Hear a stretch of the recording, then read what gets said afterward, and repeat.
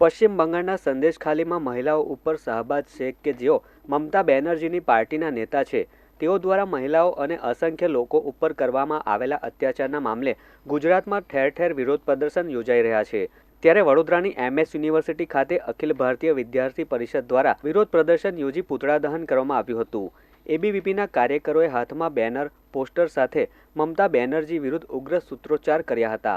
સમગ્ર મામલે સયાજીગંજ પોલીસે અખિલ ભારતીય વિદ્યાર્થી પરિષદના કાર્યકર્તાઓની અટકાયત કરી હતી।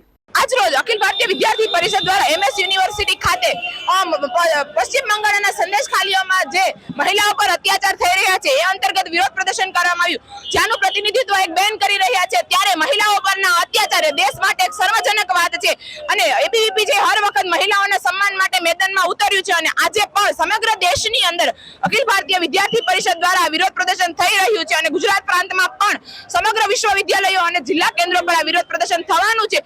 બેનર્જી જે બંગાળની અંદર TMCના કાર્યકર્તાઓએ મમતા બેનર્જીના કાર્યાલયની અંદર યુનિવર્સિટીમાં બનતી છોકરીઓને અંદર લઈ ગયા છે, એમને મારપીટ કરી છે, એમની જોડે મારપીટ કરી છે અને તેમની સાથે અત્યાચાર કર્યો છે, અને રેપ કર્યો છે। તે વસ્તુ વિદ્યાર્થી પરિષદ ચલાવી નહીં લે અને સમગ્ર ભારતભરમાં 5 માર્ચ દરમિયાન આજે 10 વાગ્યાથી સાંજે 7 વાગ્યા સુધી સમગ્ર ભારતમાં આજે વિરોધ પ્રદર્શન થશે, પૂતળા દહન થશે। મમતા બેનર્જીના શરમ કરો, મમતા બેનર્જી શરમ કરો।